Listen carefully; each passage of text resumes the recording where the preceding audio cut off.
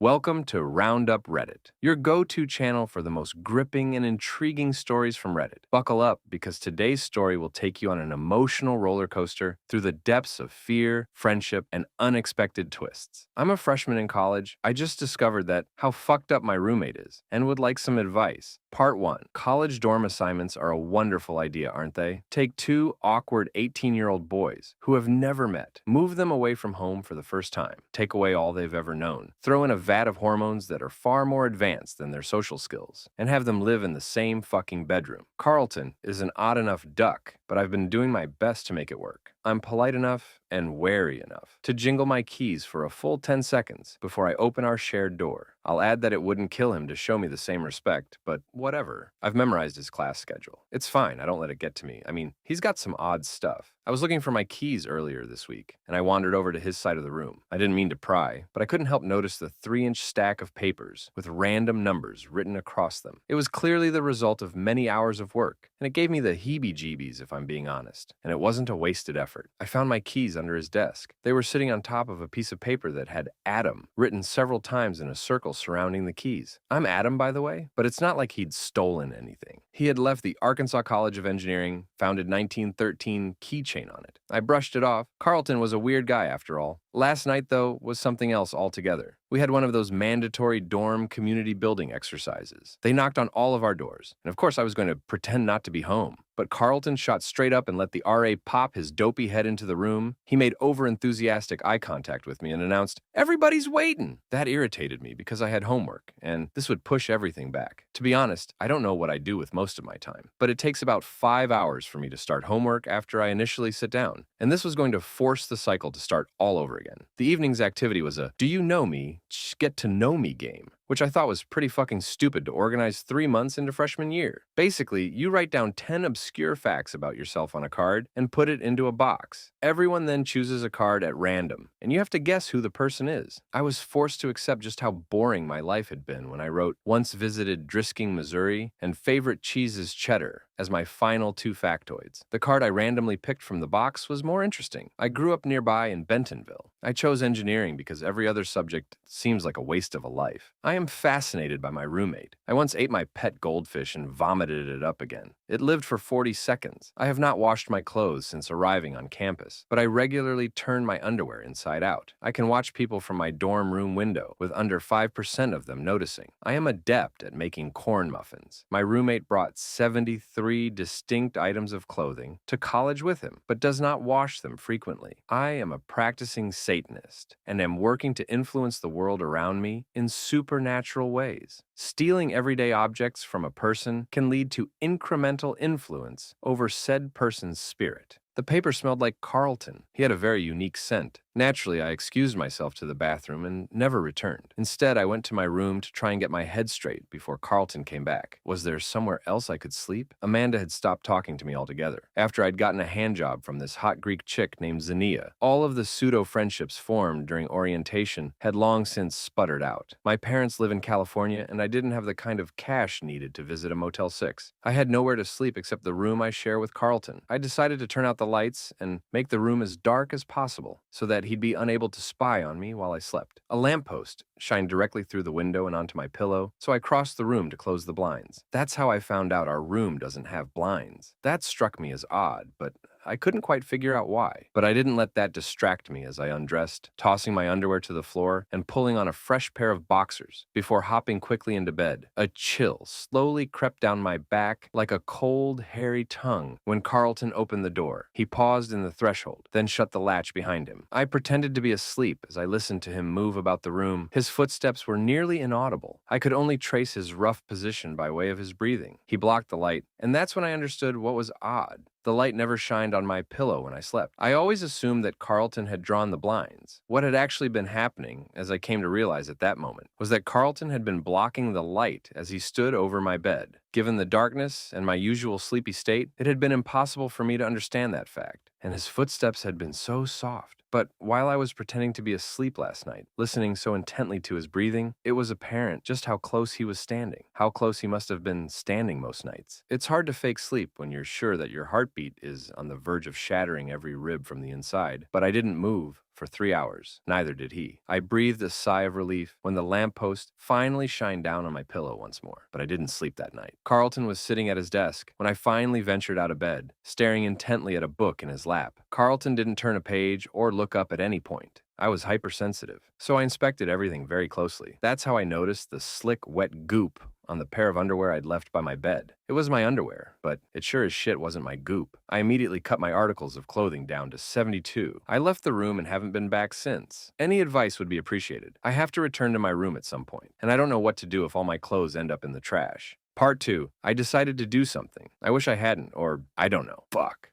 It seemed like the best idea at the time, so I headed back into my room to see what was happening. It turns out that I really shouldn't have upset the balance by leaving Carlton alone for more than 12 straight hours. See, like most freshman guys, we spend most of our social time in the room. Even the night I got a handy from Xenia found me returning by 7:13 p.m. Hell, that had disrupted things enough. I'd come home to find that Carlton was also getting a handy. I really wish there had been a second person with him. That's why changing the routine is a bad idea. So I jiggled the keys for 20 seconds before entering this time. He was still reading the same book. I could tell from the illustration in the corner that he was looking at the same page that had occupied his undivided attention the previous day. I wanted to call him out on it. I wanted to ask him why, but I suddenly realized why. In a single instant, I understood that it was his poorly disguised way of spying on me out of the corner of his eye. My heart raced. My chest felt like it was boiling over, and I was ready to pop. I opened my mouth, not knowing what was about to spill out. I faced him squarely and took a deep breath. I stopped. He was wearing my shirt, my sleeping shirt. Vertigo took hold of me as I tried to process the incongruous sight of my clothing, juxtaposed with Carlton's oily, pockmarked skin. With effort, I peeled my eyes away from the shirt, but I stopped at his shorts, or lack thereof. I hadn't noticed it right away, because college freshman boys are pretty disgusting, and it's hard for gross to immediately stand out. But he was only wearing a pair of boxer shorts. They were my boxer shorts. I slept in them last night. The sensation of a furry, icy tongue completed its journey down my spine and anchored itself firmly into my anus. He was sitting so still that I was aware of every slight movement, and when I noticed his blossoming erection, I decided that it was time to leave. I burst out of the door into the chilly autumn night and took several deep breaths. I felt the bushes behind me, then quickly darted toward the open courtyard out of panic that someone was hiding in them. But once I found myself in the exposed air, unable to look in all directions at the same time, the panic only grew. I had to get out. Permanently. I didn't want any lingering doubt when I told the RA, Dean of Housing, the college president, anyone and everyone that this fucking psycho needed to be as far away from me as possible. There was more than enough proof. My stomach dropped. I had to get proof. I had to go back into my room. I looked back up at Humphreys Hall, looming above me like a fucked up roommate waiting to defile the underwear my mom had bought me for college. I wiped away a tear and choked down my urge to vomit. This had to be quick. There was no light peeking around the doorframe, so I assumed that Carlton had finished his nightly routine of being creepy and gone to bed. Since I wasn't in the room, my guess was that he was actually in his bed rather than standing eerily close to mine. To be safe, I slipped my shoes off and decided to walk into the room barefoot. Not everyone could naturally be as stealthy as Carlton. I opened the door, slipped quietly inside, and walked into the dark. The beam of light from the lamppost was just enough to give a vague sense of direction. Like most of the rooms in Humphreys, the interior layout consisted primarily of paper piles and stacks of laundry, which apparently neither of us actually washed. Something felt different about the floor. What the hell could he have done to the place with just a few extra hours? It felt like I was walking on tiny pebbles that were somewhere between the sizes of rocks and sand. I lifted up my foot to brush the sharp irritants off my sole. But instead of crumbling to the ground, they smeared like tiny droplets of egg yolk. Sharp, granular chunks mixed freely with thick,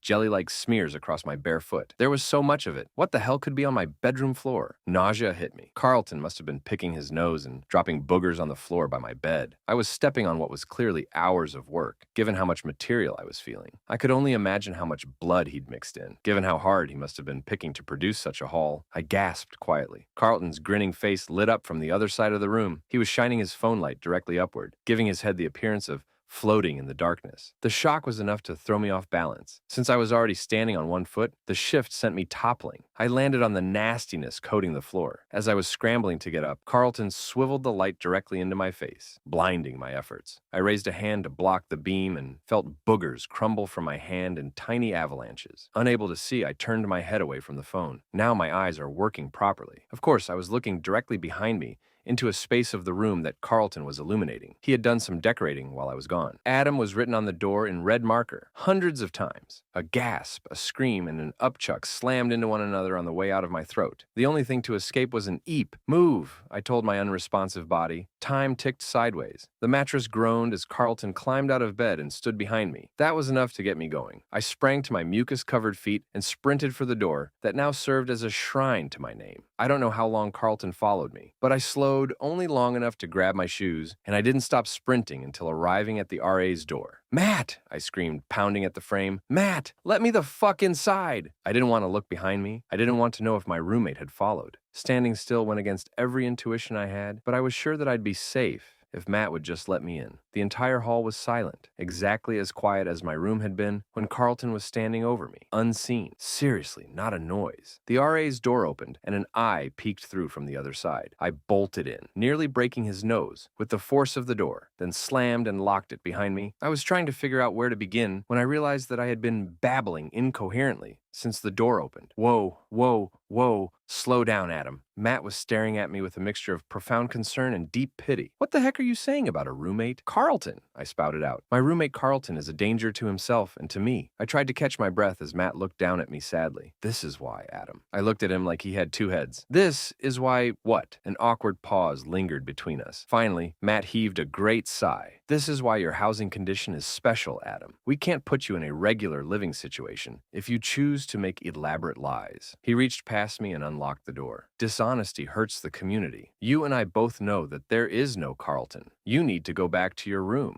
Part 3, I put my shoes back on in a robotic, trance-like state. I didn't even bother to wipe the last of the boogers off my soles. I simply allowed them to crunch and squish between my toes with each step as I walked slowly back to my god-forsaken room. What were my options? I was not going to accept the notion that I might be crazy, and I wouldn't even entertain the thought that some sort of dormitory demon had been fucking with me. No, my nightmare of a roommate was very, very real, and I would make sure that everyone knew it. I didn't care what kind of fucked up game my roommate and RA were playing. I was going to force the issue, not matter how far these psychos decided to go. Time to film some crazies. I had precisely zero desire to spend any more quality time with Carlton. There are some blenders that you just don't stick your dick into. I plunged my hand into my pocket to retrieve my phone. The lining chafed my underwear just slightly. I got to thinking, and that's a bad sign. I quickly darted into a nearby bathroom, closed myself in a shower stall, and stripped out of my skivvies. I took a deep breath and lifted them up for inspection. I cried just a little. There were tiny pentagrams drawn all over the inside of my briefs. My dick had been in constant contact with Carlton's handiwork. That's how I went down to 71 articles of clothing. Now underwear-free, I marched out of Humphrey Hall and walked around my dorm. I stopped at the first-floor window of our bedroom. I doubt that Carlton was used to people watching from the other side. Squatting down below the glass, I pulled out my phone and scrolled over to the video function. The position was nestled tightly between thick bushes and the Humphreys wall, so I was confident that I would be out of view. That notion would return to me just moments later. I had been gyrating my hips and digging my fingers into the damp soil while I attempted to get comfortable in the tiny space below our shared window. I was fooling around with my phone camera, determined to get the settings perfect before I placed it in the ideal spot to record all of Carlton's fucked up shenanigans. There are moments when we suddenly realize that we've been hearing, seeing, or tasting something very wrong, or smelling it. How had I failed to immediately recognize the jizz aroma? God knows it had been a daily experience for me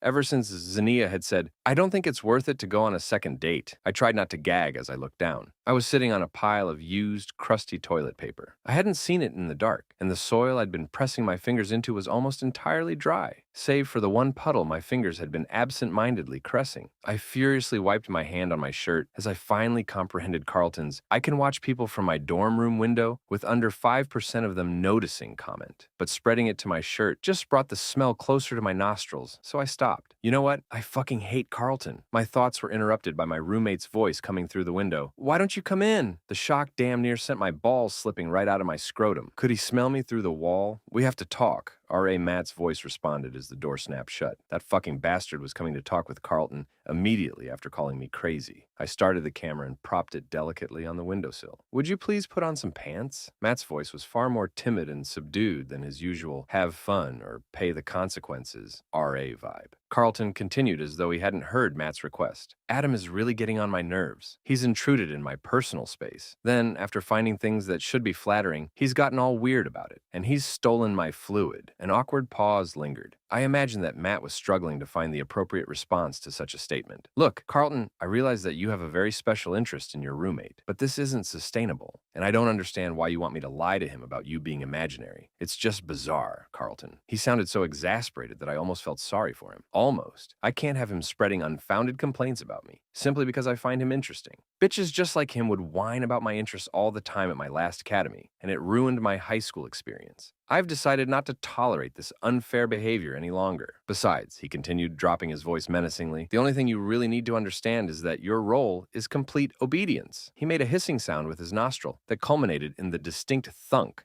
that results from a hefty booger shooting to freedom. I heard Matt leap out of the projectile's way and stumble to regain his balance, but he didn't utter a word of protest to Carlton. Because we wouldn't want me telling Daddy about your little homosexual liaison 2 weeks ago, now would we? A heavy silence lingered. Well? Carlton asked snottily. No, Matt whispered. You mean to say no because I'm Matt, and I'm a queer little bitch, don't you? The silence continued. Well? Matt let out a meek sob. No, he rasped, barely audible. My heart broke with his words. Because I'm Matt. And I'm a queer little bitch, he sobbed once more. Good, Carlton retorted. It sounded like another finger was knuckle deep in his nose. Because I need you to know your place. Now I have to deal with Adam, who's hiding outside the window and recording everything we say. Part 4. Why? What possible reason could my roommate have had for letting me sit outside the window, pretending not to notice me as I wallowed in his spooge? I realized that I had answered my own question. I was extracting myself from the clump of bushes when footsteps came pounding down the sidewalk in my direction. Every hair on my body stood on edge as the sound came to a thundering halt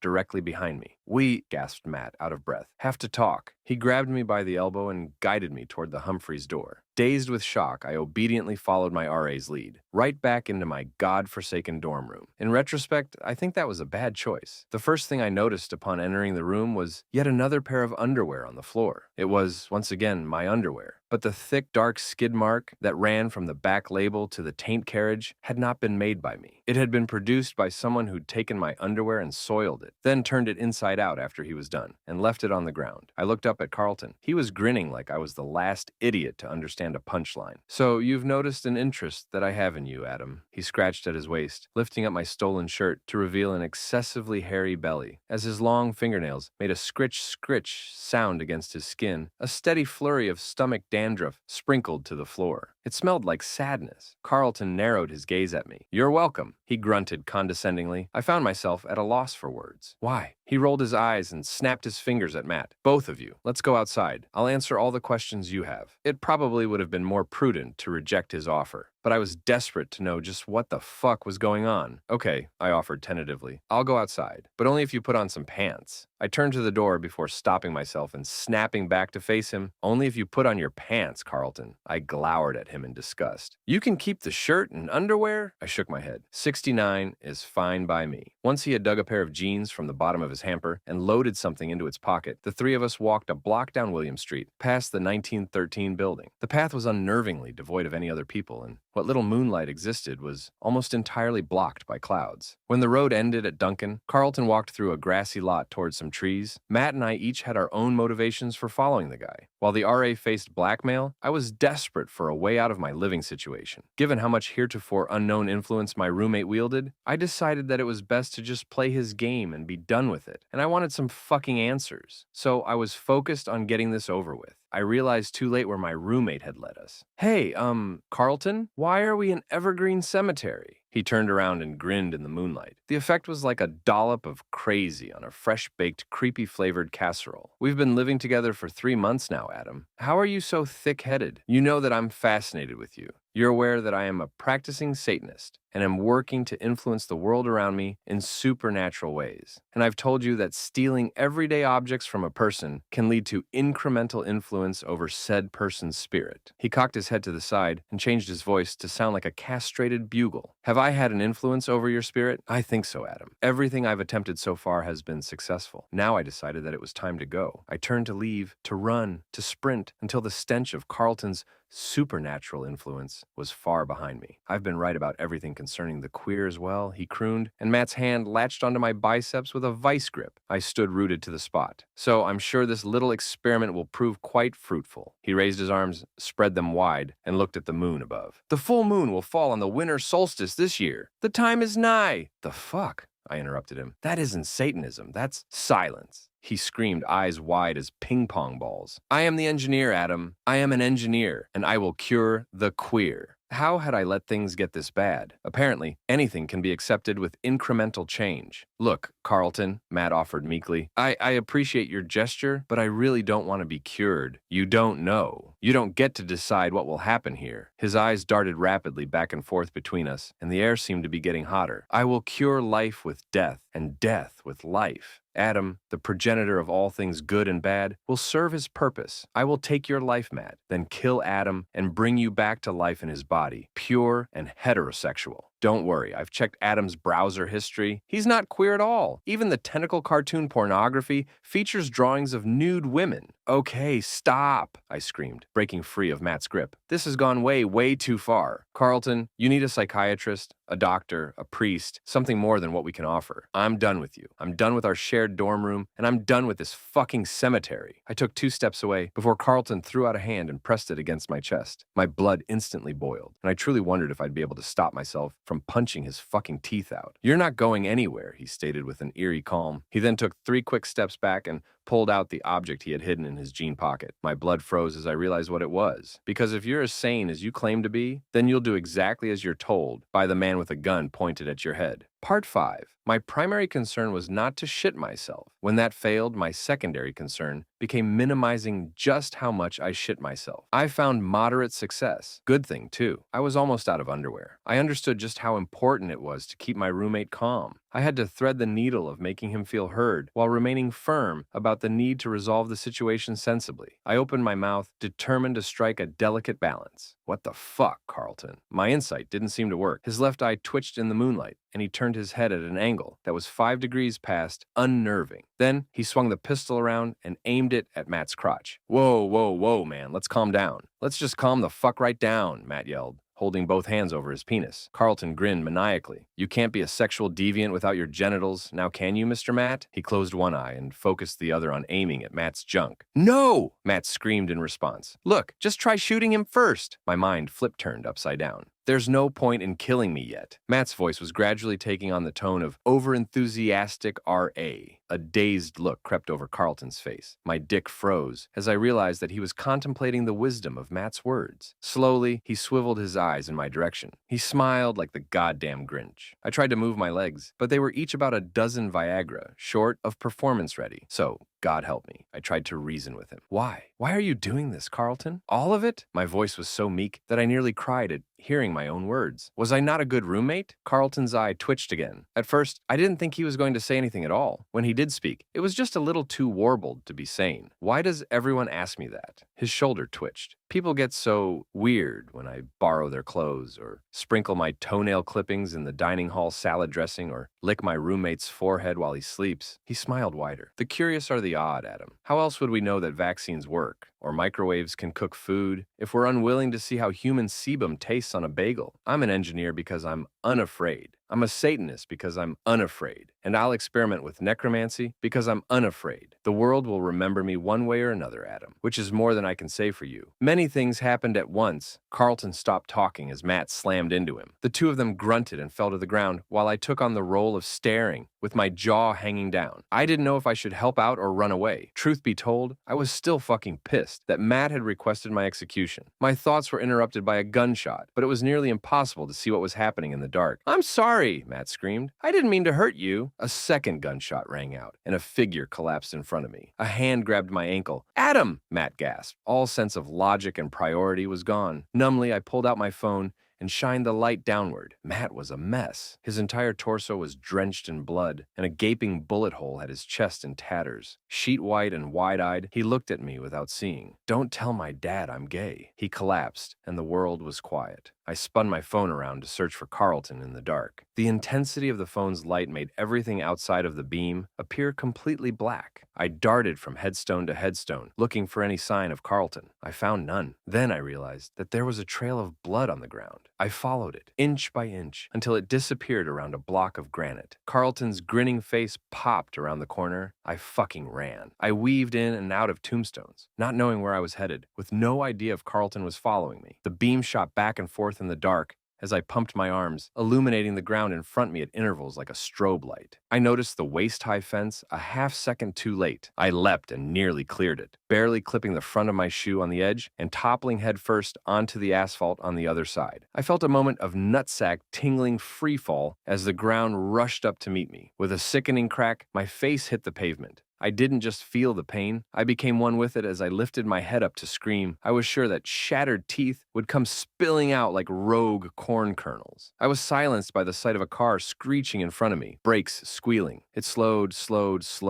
all screeching metal and angry exhaust. It just barely tapped my chest before it stopped. I collapsed on the ground, emotionally shattered but still alive. I could not say the same about my underwear. It was Fayetteville Police Car 1913 that had nearly ground me into mush. They'd been called after the gunshots and were therefore approaching the cemetery without lights or sirens. The chest bump left me with a slight bruise. Matt and Carlton both died. Matt lay on the ground where I'd left him, but Carlton had crawled out of the graveyard and nearly made it to the Kappa Sigma house before he bled out. No one knows how he lost his pants. Matt was remembered as a hero. I never told anyone about his sexuality, even though he tried to get me killed. Carlton had left a will, believe it or not. He donated his body to science, and his brain sits in a jar at the U of A medical school. They trashed his nose hair collection, though. I kept all my teeth, but my face was gross and swollen for a couple of weeks. All things considered, though, things ended up pretty good for me. The college gave me straight A's due to my psychological trauma, so I get to coast for the rest of the semester, which is a pretty nice way to enjoy my new single-occupant, double-sized room. That fact, combined with an intense story to share, has made me fairly popular. In fact,